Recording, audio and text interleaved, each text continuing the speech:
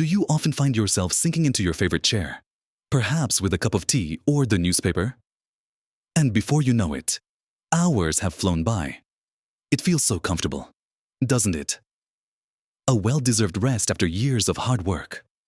But what if that very comfort, that seemingly harmless daily habit, could be silently undermining your health, especially now that you're over 70? It's a surprising truth that many doctors are becoming increasingly concerned about. We often hear about what we should be doing, eating certain foods, getting specific exercise. But less often do we focus on what we might need to avoid. And this one habit is so ingrained in modern life, so easy to fall into, that its potential impact on our bodies as we age can be quite significant, even leading to some painful realities down the road. It's not about being constantly on the go, far from it, but about understanding the subtle ways our bodies change and how even small, seemingly innocent habits can have ripple effects.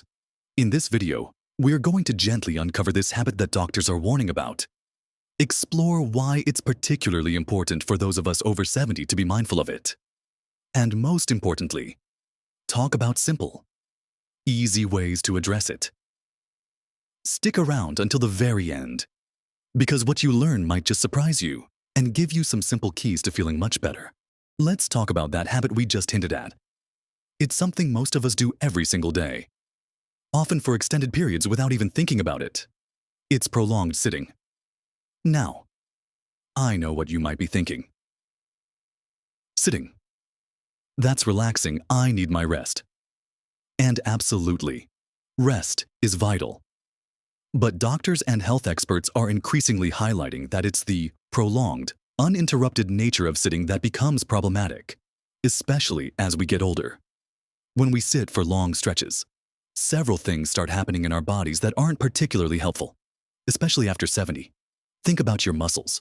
When you're sitting, especially slouched or relaxed, many of your major muscle groups, your legs, your core, your glutes, are essentially switched off. They're not engaged, not supporting your weight, not working. For younger people, bouncing back from this is easier. But as we age, we naturally experience some degree of muscle loss, a process called sarcopenia. Prolonged inactivity, like lengthy sitting, accelerates this. Your muscles start to lose their strength and mass faster when they're not being used, even just for basic support like standing or walking. Imagine a muscle that's been asked to do very little for hours on end, day after day. It's like it forgets how to work efficiently. This muscle disengagement has a cascade of effects. One of the most significant is on your metabolism. When your muscles aren't working, they aren't using much energy. This means your body's ability to process sugars and fats slows down. Your insulin sensitivity can decrease, making it harder for your body to manage blood sugar levels effectively. Over time, this increased sedentary behavior is linked to a higher risk of developing type 2 diabetes and gaining unhealthy weight, even if your diet hasn't drastically changed. It's not just about calories in and calories out in the traditional sense. It's about how efficiently your body uses those calories. And muscle activity plays a huge role in that. Your body becomes less effective at clearing glucose from your bloodstream when your muscles are inactive. Another crucial area impacted is circulation. When you're sitting for a long time, blood flow, particularly in your legs, can slow down. This isn't just about feeling a bit stiff or having swollen ankles.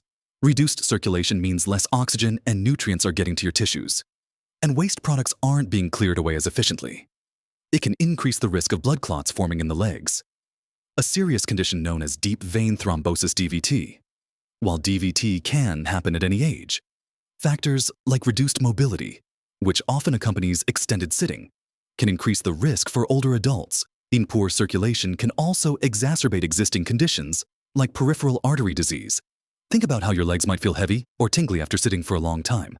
That's a sign of the blood not flowing as freely as it should. It's like a gentle stream turning into a sluggish river. Furthermore, prolonged sitting puts continuous pressure on certain parts of your body, your hips, your spine, your tailbone. This can contribute to stiffness, pain, and discomfort in your joints and back. If you already have conditions like arthritis, sitting for long periods can make the stiffness and pain worse. Your joints need movement to stay lubricated and healthy. Sitting keeps them in a fixed position, which can increase rigidity.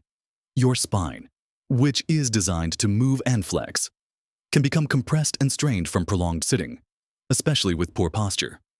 Many people find that the longer they sit, the harder it is to get up and move freely afterwards. That initial stiffness and discomfort upon standing, that's often a direct result of those muscles and joints being static for too long. It's a signal from your body saying, I need to move. It's easy to dismiss it as just getting old, but often, it's a consequence of how we spend our time. The habit of lengthy sitting contributes significantly to that feeling of reduced mobility and increased aches and pains that many people unfortunately accept as an inevitable part of aging. Doctors point out that while some age-related changes are unavoidable, the degree of stiffness and pain can be heavily influenced by our daily habits, including how much time we spend sitting. It's about maintaining the function and flexibility you do have. Every hour spent sitting without a break is an hour your muscles aren't supporting you. Your metabolism isn't as active, and your circulation isn't as free-flowing as it could be. This isn't about judging anyone. It's about understanding the simple biological realities of our bodies and how they respond to prolonged inactivity, especially in our later years when maintaining muscle mass. Metabolic health and good circulation becomes even more crucial for overall well-being and independence. It's a subtle thief of vitality, often masked by the feeling of comfort or rest. But rest doesn't have to mean complete stillness for hours on end. It's finding a balance. Now, let's continue looking at the ripple effects of this habit of prolonged sitting. Beyond the physical aspects we've discussed, there's growing evidence linking excessive sedentary time to other health concerns that are particularly relevant as we get older. For instance, the impact on bone health. Weight-bearing activities, even just standing and walking, help to maintain bone density. When you're sitting, there's very little weight-bearing happening in your lower body. Over time, this lack of stimulus can contribute to bone weakening and increase the risk of osteoporosis, making falls potentially more dangerous. Our bones need that gentle stress of supporting our body weight to stay strong. Remove that stress for large parts of the day, and the bones don't get the signal they need to maintain their density. This becomes more critical as we age, as bone density naturally tends to decrease anyway. Anything we can do to help preserve it is beneficial, and simple activities like standing or short walks are fundamental. Another area of concern is cognitive function. Studies are beginning to show a correlation between prolonged sedentary behavior and a higher risk of cognitive decline, including issues with memory and focus.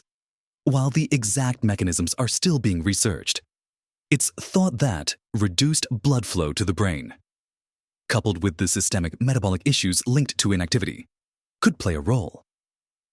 Staying active, even with light movement throughout the day, helps keep blood flowing well, delivering essential oxygen and nutrients to the brain. Think of movement as food for your brain as well as your body. When you're sitting for hours, your brain isn't getting the same level of stimulation or blood flow compared to when you're moving around. It's not just about complex mental exercises. Even simple physical activity seems to have a positive impact on brain health and resilience as we age. It's about keeping everything in the body, including the brain, well-nourished and stimulated. So, understanding the why is the first step. But the crucial question is, what can we actually do about this habit without giving up necessary rest and relaxation? The good news is that the solutions are often simple and don't require drastic changes or intense workouts. The key isn't to eliminate sitting entirely, which is unrealistic, but to break up those long periods of inactivity. Doctors recommend aiming to stand up and move around for at least a few minutes every 30 minutes. Set a timer if you need a reminder. It doesn't have to be a vigorous activity. Just standing up, perhaps stretching a little, walking to the kitchen for a glass of water, or strolling a few laps around the living room makes a difference. Think about your daily routine. Are there moments where you could easily integrate short bursts of movement if you're watching television? Stand up during commercial breaks and walk in place, or do some gentle leg lifts. If you're reading, stand up when you finish a chapter. If you're talking on the phone, try standing or gently pacing. Even small changes add up significantly over the course of a day. These short intervals of movement help to re-engage your muscles, get your blood flowing, give your joints a chance to move, and break the cycle of prolonged stillness. It's like giving your body little wake-up calls throughout the day. Another practical step is to structure activities that naturally involve standing or movement into your day. Could you fold laundry while standing? Could you prepare vegetables at the kitchen counter instead of sitting at a table? Could you stand while chatting with a family member on the phone? Even standing up to put away dishes or water a plant counts. It's about looking for opportunities to be upright and gently moving, rather than always choosing the seated option. Consider incorporating a short, slow walk into your daily routine, perhaps around the block or just in your garden. Even 10 or 15 minutes of gentle walking can be incredibly beneficial. It's low impact, good for circulation, bone health, and helps maintain mobility. If you find it difficult to walk outside, walking in place indoors while listening to music or the radio works too. The goal is consistent, gentle movement, not strenuous exercise. It's about making movement a more regular, integrated part of your day, rather than something you only do occasionally. These small shifts in habit can make a remarkable difference in how you feel day to day. Less stiff, more energetic, and more capable. It's about choosing movement over prolonged stillness whenever a simple opportunity arises. Let's recap the important points about why prolonged sitting is a habit worth being mindful of, especially as we reach our 70s and beyond. We've talked about how it accelerates muscle loss, negatively impacts metabolism, and increases the risk of conditions like type 2 diabetes, hinders healthy circulation, which can contribute to issues like blood clots, and affects joint health, causing stiffness and pain. We've also touched on its potential links to reduced bone density and even cognitive decline. It's clear that while rest is important, extended, uninterrupted periods of sitting pose challenges for our aging bodies that are simply less resilient to inactivity than they once were. The good news, and the encouraging message here, is that you have the power to significantly mitigate these risks with simple, manageable adjustments to your daily routine. Remember, it's not about becoming an athlete overnight or giving up your comfort entirely. It's about adding brief, intentional moments of movement back into your day. Stand up every 30 minutes, even if it's just for a minute or two. Stretch gently. Walk a few laps around your living room during commercial breaks. Incorporate standing into simple tasks like folding laundry or preparing food. Take a short, gentle walk outdoors if you can, or walk in place indoors. These aren't monumental changes, but their cumulative effect over time can be profound.